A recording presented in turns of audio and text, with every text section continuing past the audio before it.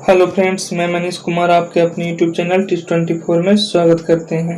आइए आज हम भारत के पूर्व राष्ट्रपति एवं भारत रत्न प्रणब मुखर्जी के संबंधित में हम देखेंगे क्वेश्चन और उनके जीवनी के बारे में देखेंगे।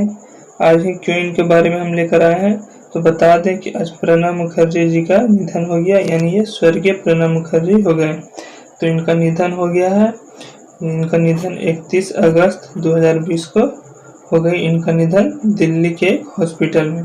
तो आइए इनके बारे में देखते हैं, इनकी जीवनी के बारे में देखते हैं, इनका कैसा जीवन रहा, इनका राजनीतिज्ञ कैसा रहा है। तो आइए शुरू करते हैं, चलते हैं, देखते हैं। तो देखते हैं प्रणब मुखर्जी। प्रणब मुखर्जी का बचपन का नाम क्या था? प्रणब कुमार मुखर्जी। इनका जन्म 11 दिसंबर 1935 को पश्चिम बंगाल में हुआ था। ठीक, इनकी मृत्यु 31 अगस्त 2020 को नई दिल्ली में हो गई। ये भारत के 13वें राष्ट्रपति के रूप में चुने गए थे। जो इनका 26 जनवरी 2019 को प्रणब मुखर्जी को भारत रत्न से सम्मानित किया गया था। कब? 26 जनवरी 2019 को सम्मानित किया गया था।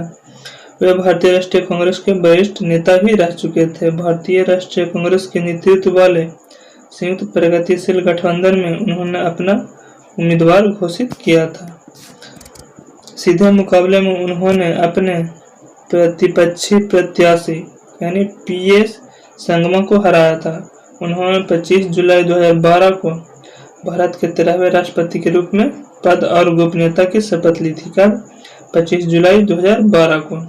प्रणब मुखर्जी ने किताब में द कोलिएशन ईयर्स उन्होंने एक किताब लिखी थी, जिसमें वर्णन था 1966 से 2012 तक के सभी उनके बारे में वर्णन थी।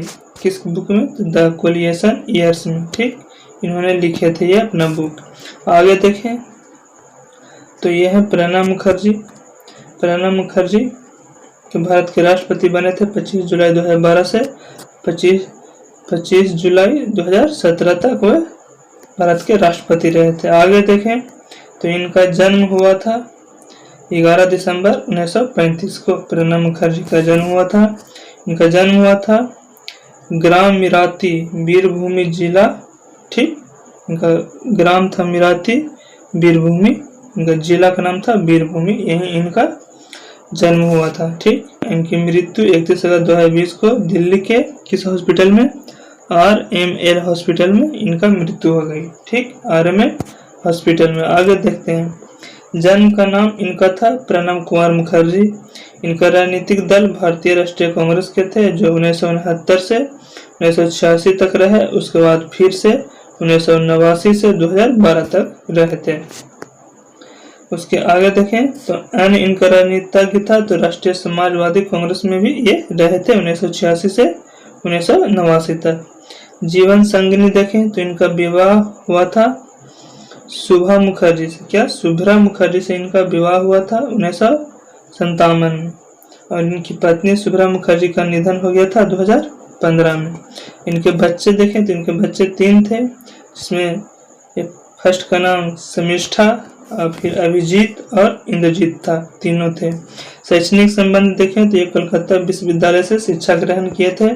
धर्म इनका हिंदू है। सम्मान तो इनको सम्मान मिला था भारत रत्न 2019 में और पद्म विभूषण से भी सम्मानित किए गए थे 2008 में। आगे देखें इनका प्रारंभिक जीवन कैसा था।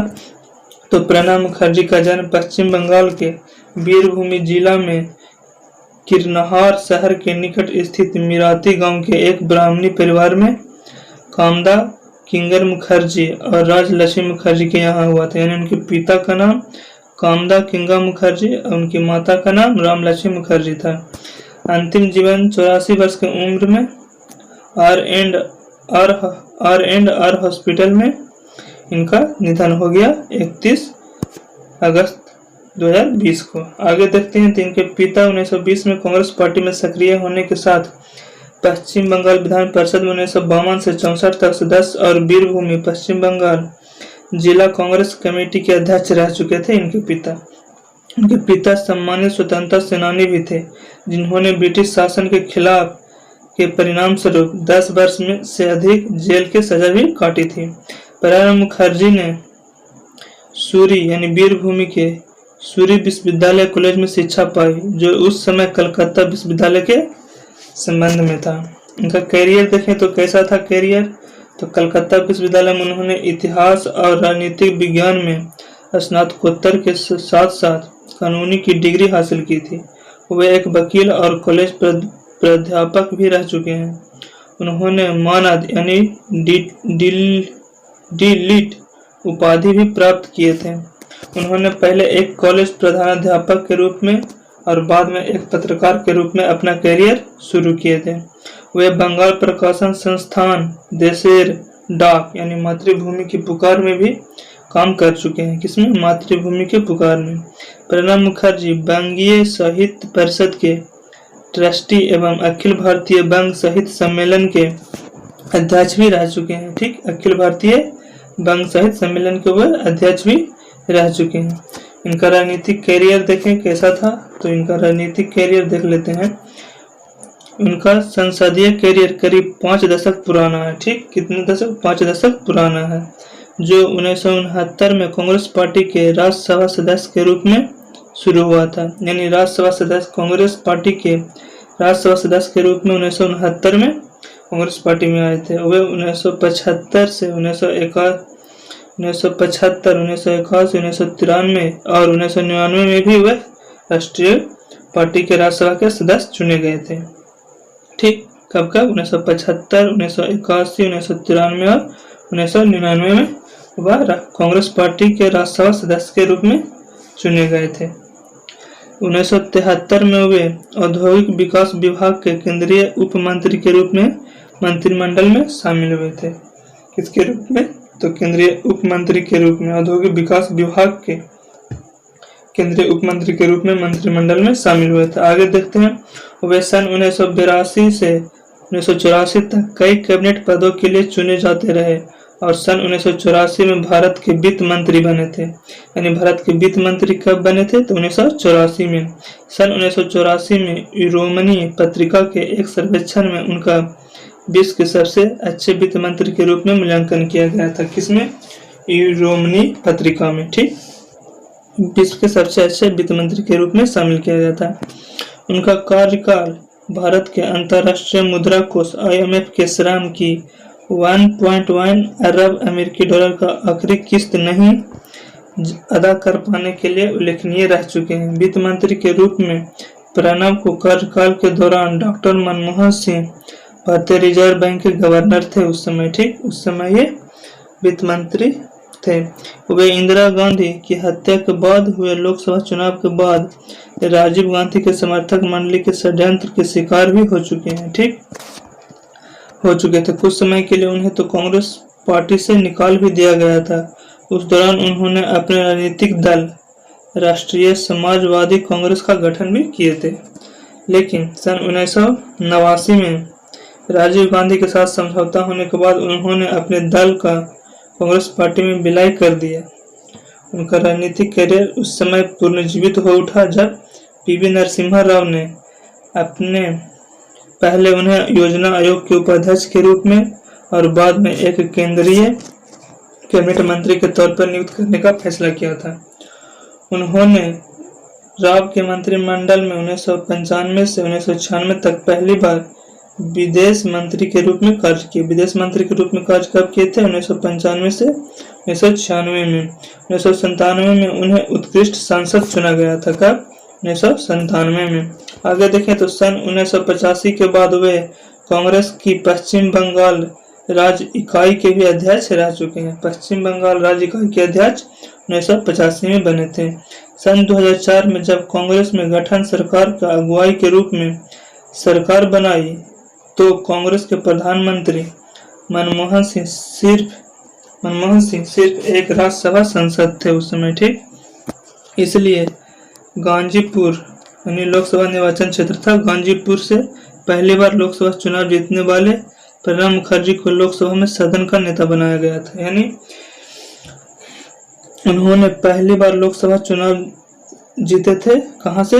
तो वो जीते थे गाजीपुर लोकसभा निर्वाचन क्षेत्र से। ठीक, उसके बाद देखें तो उन्हें रक्षा, वित्त, विदेश, वित्त मंत्रालय, राजस्व, नौवहन, परिवहन, संचार और आर्थिक मामले, वाणिज्य और उद्योग समेत विभिन्न महत्वपूर्ण मंत्रालयों के मंत्री होने का गौरव भी हासिल है। ठीक, वह कांग्रेस संसदीय दल और कांग्रेस विधायक दल के नेता भी रह चुके हैं, जिसमें देश के सभी कांग्रेस सांसद और विधायक शामिल होते हैं।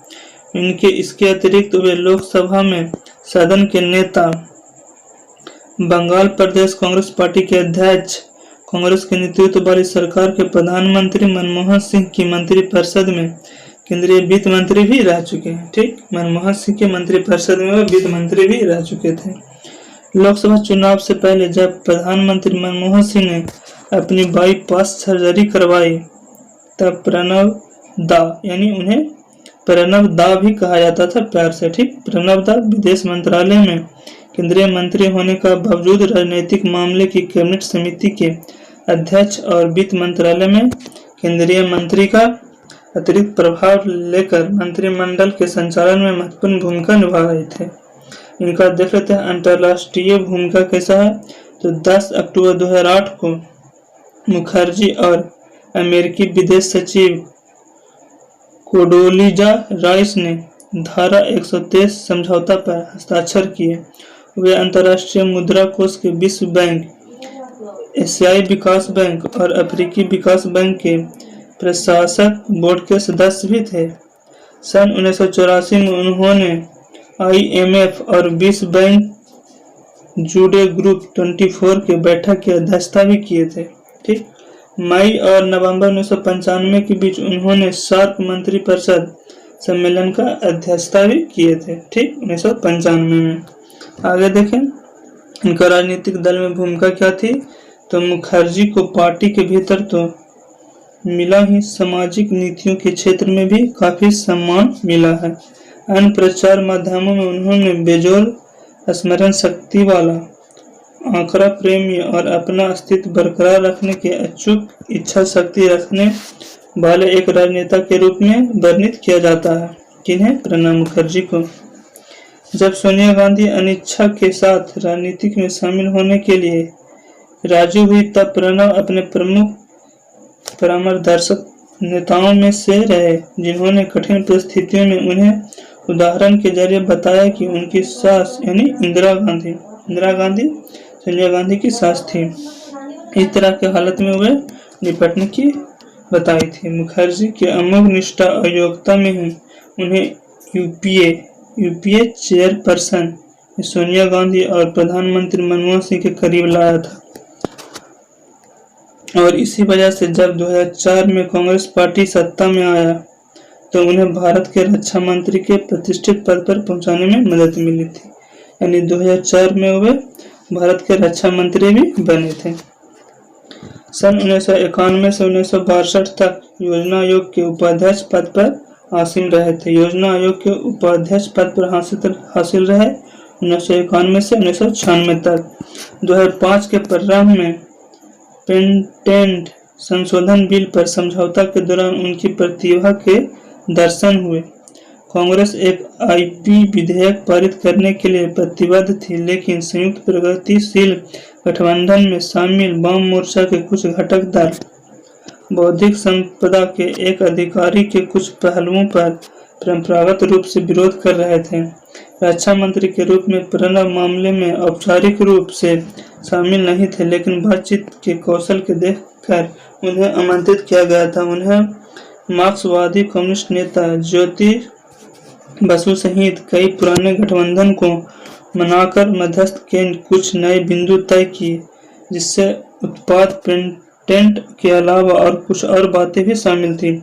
तब उन्होंने वाणिज्य मंत्री कमलनाथ सहित अपने सहयोगी यह कहकर मानना पड़ा कि कोई कानून नहीं रहने से बेहतर है एक अपूर्ण कानून बनाना चाहिए। तो अंत में 2005 में यानी 23 मार्च 2005 को बिल मंजूरी दी गई थी।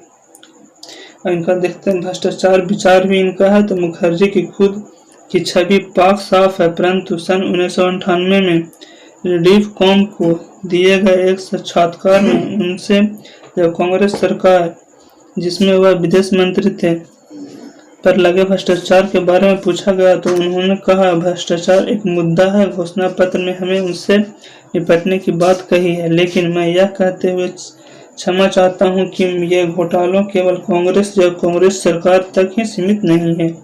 बहुत सारे घोटाले हैं, विभिन्न राजनीतिक दलों के कई नेता उनमें शामिल भी हैं। तो यह कहना काफी सरल है, लेकिन कांग्रेस सरकार भी इस घोटाले में शामिल था, ये कहे थे आपको प्रणब मुखर्जी ने। विदेश मंत्री अक्टूबर 2006, यानी अक्टूबर 2006 में वे विदेश मंत्री बने थे। कब? 2006 में।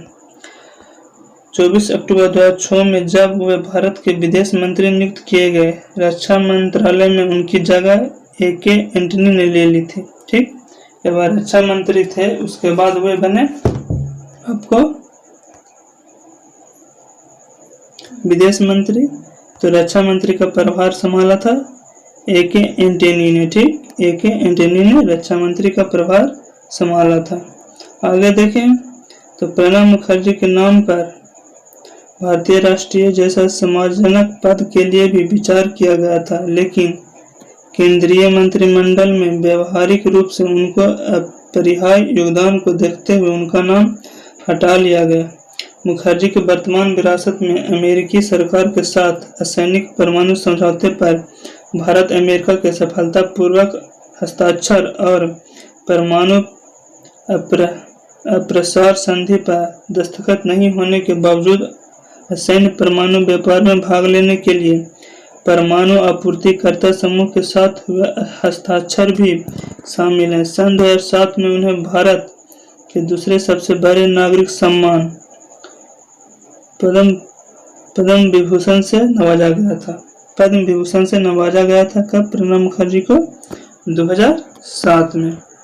वित्त मंत्री मनमोहन सिंह जब वह वित्त मंत्री बने थे, ठीक, तो मनमोहन सिंह की दूसरी सरकार में प्रणब मुखर्जी भारत के वित्त मंत्री बने थे।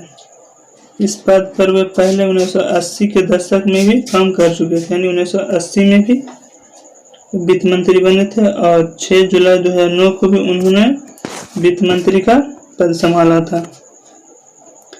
2009 में सरकार का वार्षिक बजट भी पेश किए थे वित्त मंत्री बनकर। इस बजट से उन्होंने सुबद्ध करने वाले फ्रिज बेनिफिट टैक्स और कमोडिटी ट्रांजैक्शन का कर को हटाने के सहित कई तरह के कर सुधार की घोषणा की थी। उन्होंने ऐलान भी किया था कि वित्त मंत्रालय की हालत इतनी अच्छी नहीं है कि माल और सेवा का लागू किए बगैर काम चला सके। उनके इस तर्क को कई महत्वपूर्ण कॉर्पोरेट अधिकारियों और अर्थशास्त्रियों ने सराहा था।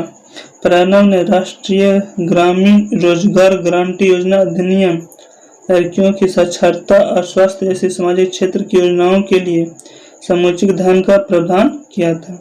इसके अलावा उन्होंने राष्ट्रीय राजमार्ग विकास कार्यक्रम, बिजलीकरण का विस्तार और जवाहरलाल नेहरू राष्ट्रीय शहरी नवीकरण मिशन की शरीक बुनियादी सुविधाएं वाले कार्यक्रम को भी विस्तार किया था। हालांकि कई लोगों ने 1991 के बाद लगातार बढ़ रहे राजकोषीय घाटे के बारे में चिंता व्यक्त की, परंतु मुखर्जी ने कहा कि सरकार खर्च में विस्तार केवल अस्थायी है और सरकार वित्तीय दूरदर्शी को सिद्धांत के प्रति पूरी तरह प्रतिबद्ध है। निजी जीवन उनका कैसा था? तो बंगाल, यानी बंगाल भारत में है, पश्चिम बंगाल। वे वीरभूमि जिले के मिराती यानी कन्हार गांव में 11 दिसंबर 1935 को जन्म लिए थे। ठीक, कामदा किंगर मुखर्जी और राजलक्ष्मी मुखर्जी के घर में जन्म लिए थे। वर्ष विवाह 22 वर्ष की आयु में हुआ था, यानी प्रणब मुखर्जी का विवाह 22 वर्ष के आयु में हुई थी। 13 जुलाई 1957 को सुभ्रा मुखर्जी के साथ हुआ था। ठीक, 13 जुलाई 1957 को, यह हम ऊपर बता चुके हैं। उनके 2 बेटे और 1 बेटी है। ठीक, कुल 3 बच्चे हैं। पढ़ना, बागवानी करना और संगीत सुनना 3 ही उनके व्यक्तिगत शौक थे। प्रणब मुखर्जी के 3 व्यक्तिगत शौक कौन कौन से थे? पढ़ना, बागवानी करना और संगीत सुनना। आगे देखा सम्मान और विशिष्ट, मैंने उनके कौन कौन से सम्मान मिले।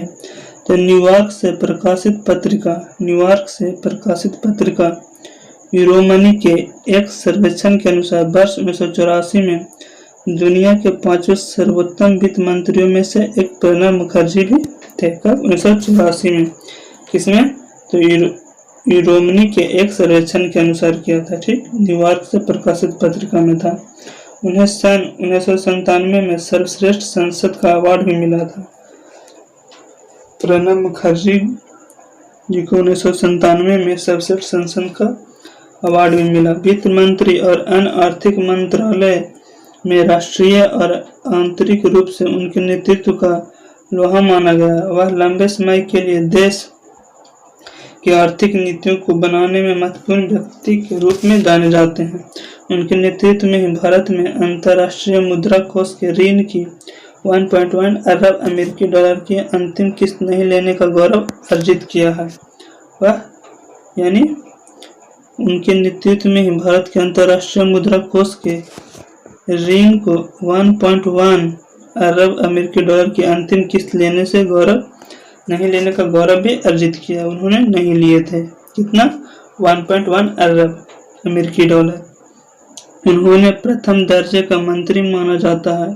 प्रणब मुखर्जी को सन 1980 से 1985 के दौरान प्रधानमंत्री की अनुपस्थिति में उन्होंने केंद्रीय मंत्रिमंडल की बैठक की अध्यक्षता भी की थी। कब? 1980 से 1985 के दौरान।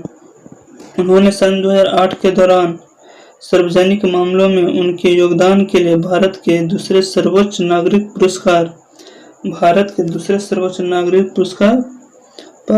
पद्म विभूषण से नवाजा गया था 2008 में। प्रणब मुखर्जी को 26 जनवरी 2019 में भारत रत्न से भी नवाजा गया है। कब? भारत रत्न से भी नवाजा गया है 26 जनवरी 2019 को। आगे देखें तो आगे अब नहीं है, इनके बारे में इतना ही था जो कि हमने सब आपको डिटेल में डिस्कस किया। अगर आपको ये वीडियो अच्छा लगा होगा तो प्लीज़ इस वीडियो को लाइक कीजिएगा, अपने दोस्तों के साथ शेयर कीजिएगा और आपको ये वीडियो कैसा लगा कमेंट जरूर कीजिएगा। अगर आप इस चैनल पर नए होंगे तो इस चैनल को सब्सक्राइब कर लीजिएगा। बगल में बेल आइकन का बटन होगा, उसे प्रेस कर लीजिएगा जिससे कि आने वाले वीडियो का नोटिफिकेशन मिलती रहे। अगर आपको ये वीडियो अच्छा लगा होगा तो ज़रूर कमेंट कीजिएगा। हाँ, और एक और बता दें कि हम इसमें प्रणब मुखर्जी से हम वन लाइनर क्वेश्चन भी लेकर आएंगे अगले 1 या 2 दिन में। तो आप लोग ज़रूर इसे देख लीजिएगा, इसे डिटेल में इस वीडियो को देख लीजिएगा। उसके बाद वन लाइनर क्वेश्चन भी हम लेकर आएंगे। तो चलिए आज का वीडियो यहीं समाप्त करते हैं, मिलते हैं अगले वीडियो में। तब तक के लिए जय हिंद, जय भारत।